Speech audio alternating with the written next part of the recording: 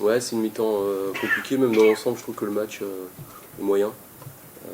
En tout cas, même si en deuxième mi-temps il y a eu des séquences intéressantes, c'est trop irrégulier et c'est trop. Sur ce soir, en tout cas, sur le match de ce soir, ça a été entrecoupé de temps faibles trop long. Alors que sur les situations qu'on a, on applique les éléments du jeu qu'on avait mis en place pour essayer de les contourner, parce que c'est un bloc très intérieur. Et on l'a fait trop peu souvent, et en première mi-temps, notamment dans l'aspect, on va dire, rythme du match, qui est la responsabilité des défenseurs. On a été trop lent, trop prévisible. On a trop peu trouvé les premiers décalages à partir de notre base arrière. Et ça nous a obligés à ronronner. Et quand tu ronronnes contre cette équipe-là, tu les déplaces pas. Tu l'attribues à quoi justement? C'est la qualité du bloc défensif adverse? C'est vous qui avez Oui, été forcément, il y a toujours la qualité adverse qui te pose des problèmes, mais je pense que c'est aussi, et surtout, en tout cas, c'est aussi lié à notre prestation collective. J'ai trouvé qu'on était émoussé, j'ai trouvé qu'on manquait de jus. J'ai pas aimé nos distances de bloc qui nous ont empêchés de presser.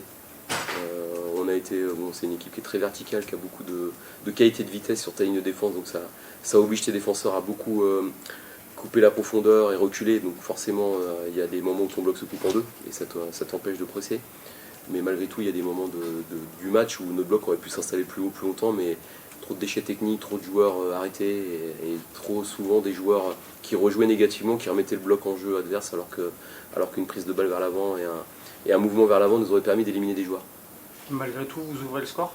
Vous n'allez pas le tenir malheureusement, mais voilà, vous faites Ouais, on presque ouvre le plus score, on est quand même plutôt efficace sur cette partie-là parce qu'on marque un joli but. On a eu quelques situations, mais trop peu pour en mettre un deuxième. Ce qui me dérange, c'est que je trouve que ce qu'on concède, c'est quand même très évitable. On voit arriver, je peux pas dire 10 secondes avant, mais presque. On se dit que si on fait ce qu'on est en train de faire, on va prendre un but et finalement on ne change pas d'idée. Voilà, c'est comme ça, il y a de la déception par rapport à ça. Quand tu es chez toi, que tu mènes un 0, tu dois montrer plus de caractère pour tenir le match, même si tu te retrouves confronté à une bonne équipe qui a plus de peps que toi ce soir. Tu dois montrer autre chose et puis je trouve aussi qu'on a manqué un petit peu de caractère dans ce match d'une façon générale. Cette équipe paloise vous a posé quelques soucis, mais on a l'impression qu'en fait les deux équipes auraient pu gagner la rencontre. Ouais, c'est vrai. Un peu l'impression que... C'est vrai que les deux équipes auraient pu gagner, on a eu nos possibilités, ils ont eu les leurs, ils ont eu des grosses.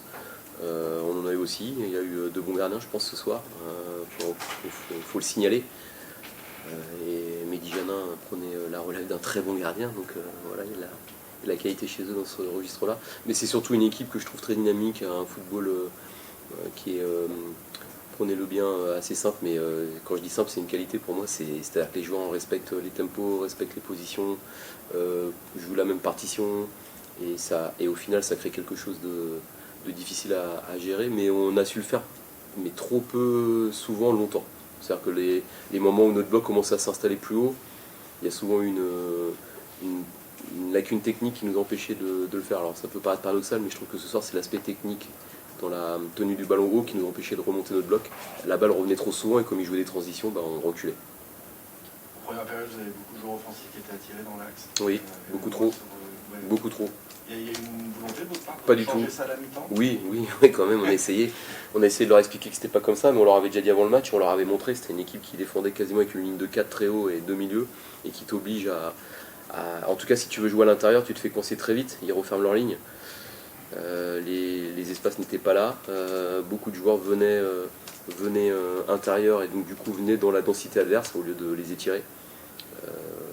Ce qui est dommage, mais on a corrigé quand même en deuxième mi-temps, on a eu plus d'intention, mais il y a aussi eu des premiers temps de jeu chez nous qui étaient trop axiaux et trop téléphonés. Je crois qu'en première mi-temps on a joué 5 passes interceptées par la première ligne de pression adverse, donc c'est beaucoup trop. Sur l'égalisation, elle intervient juste après ce double changement, c'est quoi? C'est l'inattention? Ça fait 2 fois qu'on prend un but sur un... alors c'est juste avant le changement, là c'est juste après. Non, parce que les joueurs sur le terrain qui sont dans l'action sont des joueurs qui étaient déjà sur le terrain. Alors, on déserte l'axe trop vite, on reprend pas l'axe, on contrôle pas le joueur lancé, on est décalé de partout, alors que parfois bien défendre c'est juste protéger l'essentiel, c'était l'axe au but, et on l'a pas fait. Non, je pense pas, les joueurs qui rentrent sont des joueurs expérimentés avec de la qualité, donc il n'y avait pas de... C'est pas lié à ça. Ça aurait pu être avant, ça aurait pu être après, ils ont égalisé là.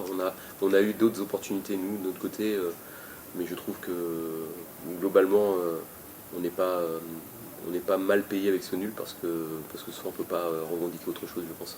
Un petit mot sur Mamadou Diop. Alors toi tu le vois tous les jours à l'entraînement, mais c'est un gardien qui a dégagé ce soir en tout cas beaucoup de sérénité et qui est en train de peut-être de prendre ses marques petit à petit aussi. Ce qui est intéressant avec Mamadou, alors c'est dommage que ce soir il ne fasse pas une prestation sans prendre de but parce qu'il l'aurait mérité de par sa performance.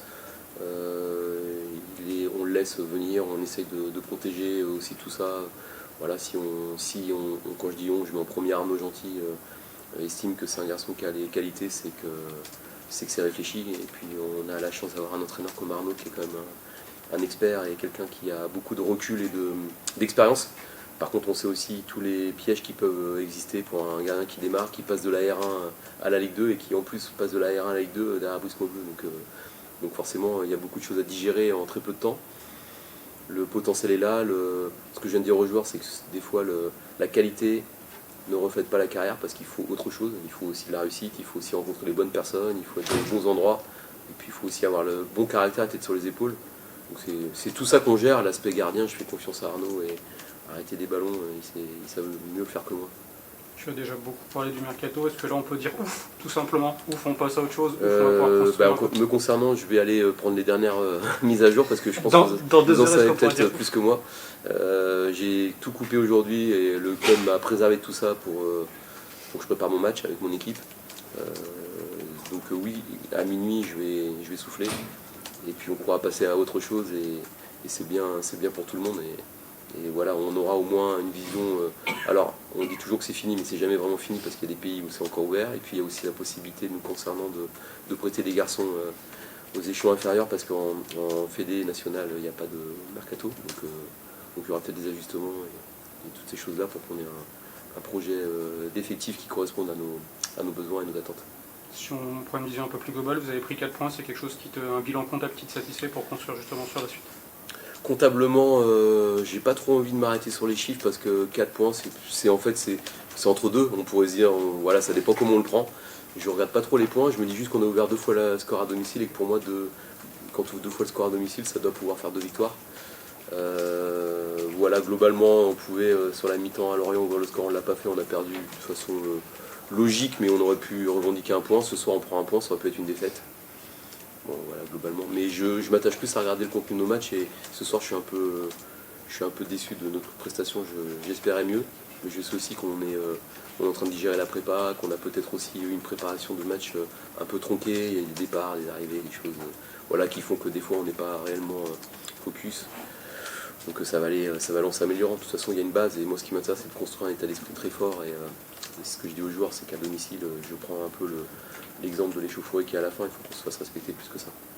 Les petits changements dans la compo de départ, c'est pour apporter un peu plus de fraîcheur. Alors au milieu de terrain, j'avais envie de relancer des garçons qui sont importants, qui n'avaient pas eu une préparation. Alors concernant Jesse, il y a des problèmes physiques. Concernant Dante, je pense qu'il a eu de la peine à la digérer. On a vu qu'il manque de rythme, ça s'est vu encore ce soir.